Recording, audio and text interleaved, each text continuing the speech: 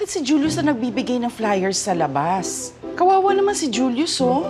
So kapag ako'y nasa labas, kahit gano'ng kainit, hindi ako kawawa? Ganun? Hi, Irene! Hi, Mama Marie! Naubos ko na nga pala yung mga flyers. Tuloy na yung date natin, ha? Wala nang bawian. Ano? Pinagawa mo yung kay Julius na may kapalit? Grabe ka na talaga, Irene. Ma, tayo mo nga oh, kahit nagpamigay na siya ng flyers, wala pa rin pumapasok na customers dito. Walang kwenta yung mga flyers, ma, kasi laos na tong coffee shop na to. Tanggapin na natin yun. I'm sorry ha, pero ayoko mamana mula sa inyo ang coffee shop na to. Thank you na lang.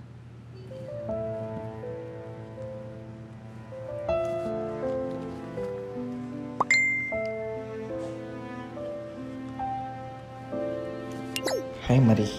We have unfortunate news. Your biopsy shows that you have breast cancer. Please contact my office when you can.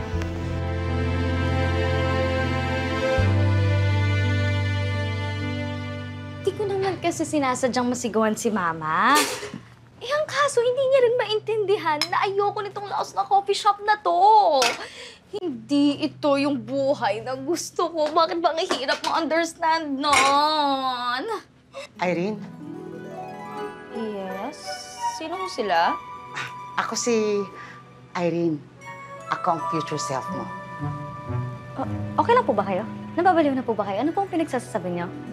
Kailangan maniwala ka sa akin agad dahil hindi ko alam kung hanggang kailan ako tatagal dito.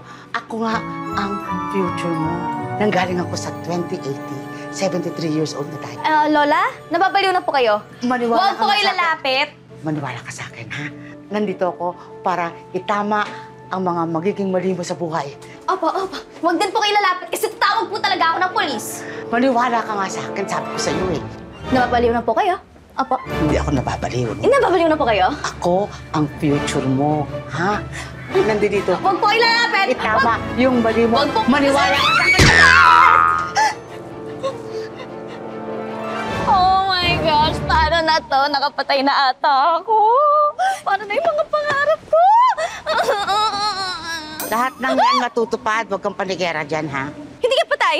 Oh, ang OA naman natin, ano? Konting pukpuk lang ng walis, mamamatay agad. Pero naman ka kasi ng malay. Kasi nahilo ko. Siguro dahil gutom ako, kaya dahil sa travel time na ginawa ko. Bigyan mo nga ako ng cookies dyan sa bag mo. Anong cookies? Wala akong cookies. Hoy, huwag ka sinungaling, ha? Alam ko, nag-uuwi ka ng cookies. Dinudukot ko mo natin dyan doon sa paninda, no?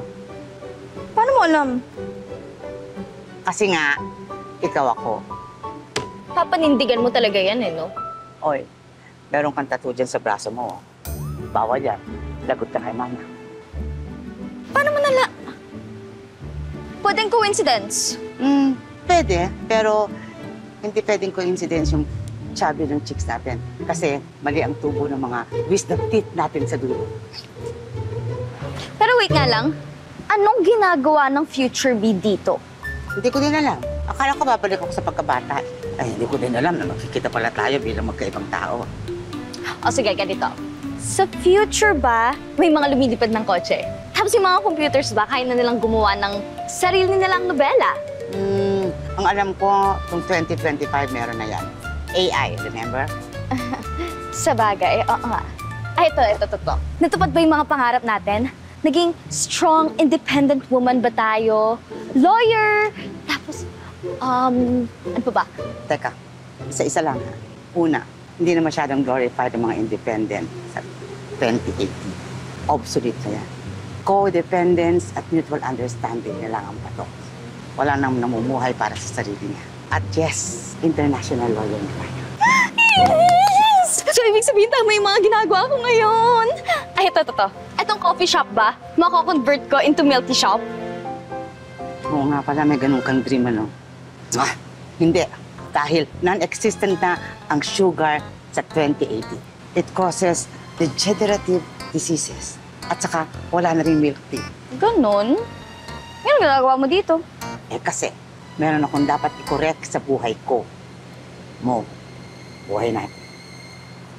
Ano pang kailangan baguhin? Matutupad naman pala yung mga nasa bucket list ko. Magiging international defense attorney ako.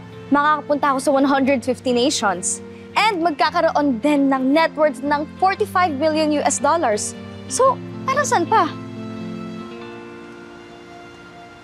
Nandito ako kasi malungkot ako. Ano? Wait lang ha. Imposible yan. Alam mo, merong mga bagay na akala natin nakakapagpasaya sa atin. Pero pag nakuha na natin itong mga to, wala na. Alam mo, imposible yan. Hindi ako naniniwala. Kasi sure ako na ang makakapagpasaya sa akin is matupad lahat ng nasa bucket list ko. Maniwala ka dahil nandun ako. Pero in the end, wala. Alam mo, siguro nasa iyo talaga yung problema. Kaya hindi ka masaya kasi hindi ka marunong makontento. Bahala ka na nga dyan. Ayun! Tama. Yun siguro yung kailangan kong matutunan mula sa'yo. Yung maging makontento once na makuha na yung mga pangarap sa buhay. Para maging masaya. Oo, tama. At yun yung dadalhin ko forever. Para hindi ako mag-end up like you.